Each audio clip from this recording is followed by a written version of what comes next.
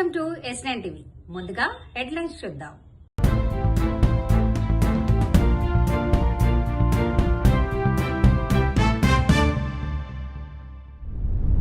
మహాశివరాత్రికి ముస్తాబైన 7 పాయలు.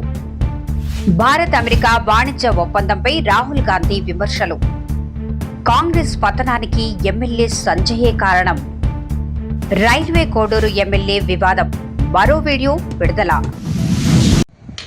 ఏడుపాయల వనదుర్గ భవాని దేవస్థానం ఏడుపాయల జాతర తేదీ 15, 16, 17 3 రోజులు అత్యంత వైభవంగా ఇక్కడ నిర్వహించబడుతుంది. ఈ జాతరకు తెలంగాణ, ఆంధ్రప్రదేశ్, కర్ణాటక, మహారాష్ట్ర 4 స్టేట్ల నుంచి అత్యధికంగా సుమారు 10 లక్షల మంది దర్శించుకుంటారని అంచనా ఉంది. ఈ భక్తులకు ఎలాంటి ఇబ్బందులు కలగకుండా మంచినీటి సౌకర్యము, శామ్యానాలు, పెండెల్స్, షవర్స్, మళ్ళీ మన టెంపరీ టాయిలెట్స్, భోజన వసతులు అన్ని ఏర్పాట్లు మన వివిధ శాఖల సమన్వయంతో ఏర్పాటు చేయడం జరుగుతుంది. సీసీ కెమెరాలు సర్వేలెన్సెస్ సుమారు 100 సీసీ కెమెరాలను ఏర్పాటు చేయడం జరిగింది. కురు సామ్రాజ్య పతనానికి ఏ విధంగా శకుని కుట్రపూరితంగా కుతంత్రాలతో ఏదైతున్నదో, పాపం సుయోధనుడు ఏదైతుందో ఆయన అంత చెడ్డోడు కాదు. సుయోధనుడు అంత చెడ్డోడు కాదు. కానీ శకుని కుటిల నీతితో ఏదైతుందో, ఇక తప్పుడు మార్గాల్లో పయనించడంతో ఏదైతున్నదో వీళ్ళ కురు సామ్రాజ్యం పతనమై. దయచేసి వీళ్ళు మా జగిత్యాల్లో ఏదైతుందో కాంగ్రెస్ పార్టీని బ్రతికించుకోవాలని మా అందరి కోరిక. జగిత్యాల్లో కాంగ్రెస్ పార్టీ బ్రతికించుకోవాలని మా అందరి కోరిక, అభిలాష. ఇప్పటికైనా కాంగ్రెస్ పార్టీ అధిష్టానాన్ని ఏదైతుందో సవినయంగా చేతులు జోడించి కోరుకుంటున్నా, ఆ ఎమ్మెల్యే గారికి మాకు స్వేచ్ఛ ప్రసాదించండి. కాంగ్రెస్ పార్టీ తెలంగాణ రాష్ట్రంలోనే అగ్రస్థానాన్ని నిలుపుతాం బాబు. వాస్తవంగా రాయకల్ ఏదైతుందో అంటే ఇంత బలోపేతంగా ఉన్నటువంటి ఒక కాంగ్రెస్ పార్టీని పూర్తిగా అసలు చిన్న భిన్నం అని చెప్పంటున్నాను. నేను చిన్న భిన్నం చేసి వదిలేసండి అంటున్నాను. ఏం లేని కాడ బీజేపీ 5 గెలుచుకుందా, బీఆర్ఎస్ 3-4 గెలుచుకున్నట్టున్నది. ఇవాళ జగిత్యాలకు వచ్చి కూడా ఏదైతే ఉందో 40 స్థానాలు గెలుస్తామని చెప్పని భావించిన జగిత్యాల మున్సిపాలిటీ ఇవాళ 20-22 పరిమితం కావడం బీఫామ్లతోని. అంటే వాస్తవం 50 అందరం ఏకాభిప్రాయం సూచిస్తే ఆ ఎంపిక అనేది ఏదైతుందో ఒరిజినల్ కాంగ్రెస్ ఎవరైతే అభ్యర్థులు ఉంటారో ఏకాభిప్రాయంతో ప్రతిపాదించబడ్డ అభ్యర్థులను ఎమ్మెల్యే గారు ఆయన సంబంధం లేకుండా ఆయన సలహాలు సూచనలతో చేయడంతో పరిస్థితి ఎంత దిగజారిందో దయచేసి గమనించండి. नमस्कार। हिंदुस्तान का टेक्सटाइल सेक्टर 5 करोड़ परिवारों को रोजगार देता है। नरेंद्र मोदी जी की जो यूएस डील है वो हिंदुस्तान के टेक्सटाइल सेक्टर को खत्म कर देगा, नष्ट कर देगा। ये बात नरेंद्र मोदी जानते हैं और पूरा हिंदुस्तान जानता है। मैंने पार्लियामेंट हाउस में समझाया कि बांग्लादेश को फ्री पास 0% टैक्स और हिंदुस्तान को 18% टैक्स। इसका नतीजा होगा कि बांग्लादेश की टेक्सटाइल इंडस्ट्री हिंदुस्तान की टेक्सटाइल इंडस्ट्री को खत्म कर देगी। Now what have you done? The United States has reduced Bangladesh's tariff to 0. And our tariff is 18%. What do you expect our textile people to do? Their competitor is Bangladesh. If Bangladesh imports US cotton, they have 0% duty. Finished. Textile industry gone. Narendra Modi ji के एक मंत्री ने बोला कि अगर हम भी US cotton import करेंगे तो हमें भी वो फायदा मिलेगा।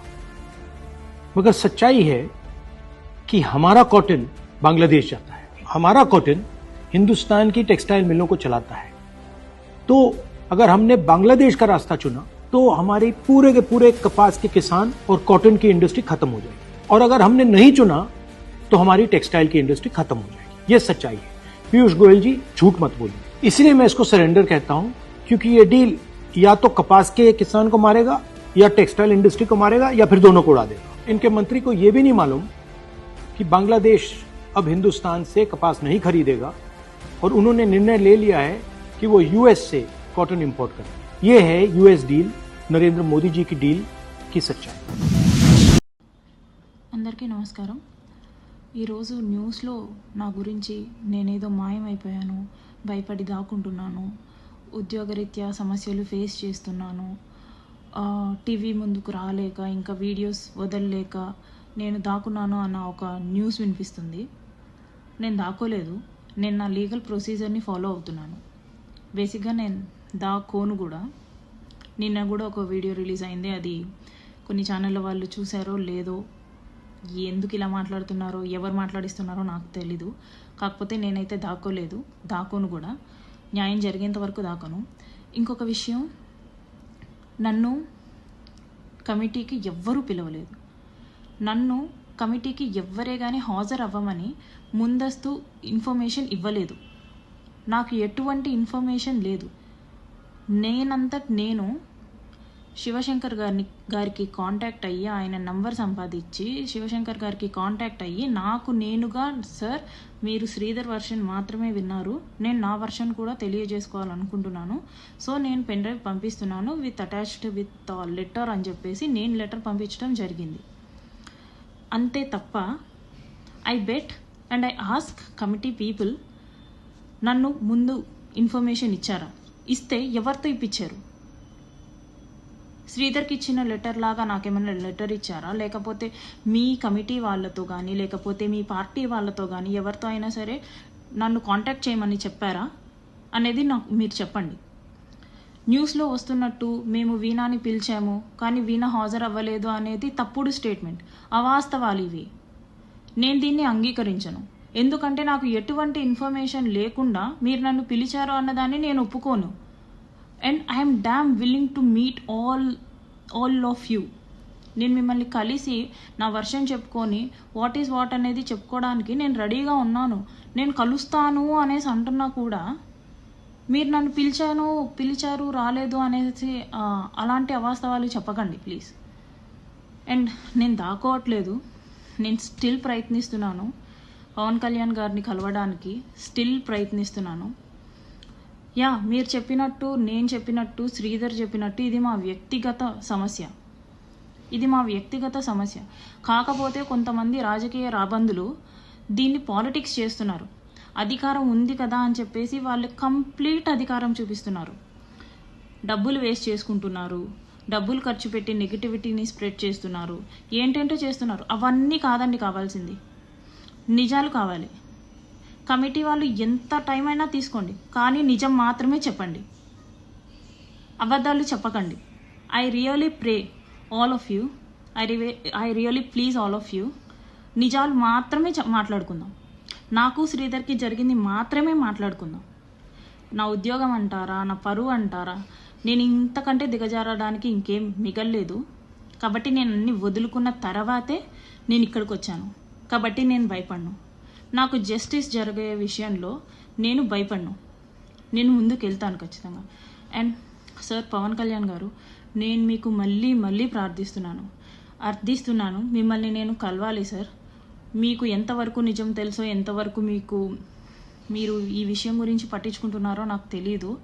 కానీ నేను ఒక బాధపడిన మహిళగా నేను మిమ్మల్ని నమ్ముతున్నాను, మీరు నాకు న్యాయం చేస్తారనేసి. ఎందుకంటే మీకు ఉమెన్ మీద ఎటువంటి రెస్పెక్ట్ ఉందో, ఎన్ని సిచ్యువేషన్స్లో ఉమెన్ గురించి మీరు బాధపడ్డారో అదంతా నాకు తెలుసు. అవన్నీ మేము చూస్తూ పెరిగామండి. అలాంటిది మన పార్టీ నుంచి, మన ఎమ్మెల్యే నుంచి, మీ డిపార్ట్మెంట్ అయిన నాకు అన్యాయం జరిగింది. అటు శ్రీధర్ చెప్పుకోవాల్సింది మీకే, ఇటు నేను చెప్పుకోవాల్సింది మీకే. కాబట్టి మీరే ఇద్దరి వర్షన్స్ వినండి. ఎవరిది తప్పు ఉంటే వాళ్ళని శిక్షించండి, ఎవరి వైపు న్యాయం ఉంటే వాళ్ళకి జస్టిస్ చేయండి. ఇది ఒక్కటే నేను కోరుకుంటున్నాను. అండ్ ఎవరైనా సరే ఒక అమ్మాయి గురించి ఆలోచించేటప్పుడు మీ ఇంట్లో కూడా అమ్మాయిలు ఉంటారు అనేసి ఆలోచించండి. నెగిటివిటీ స్ప్రెడ్ చేయడం కాదు.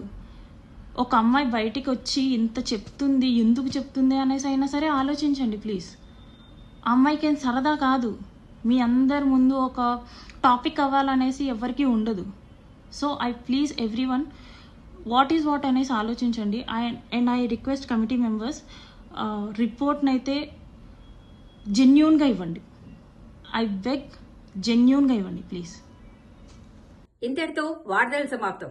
మరిన్ని అప్డేట్స్ కోసం చూస్తూనే ఉండండి S9 TV న్యూస్.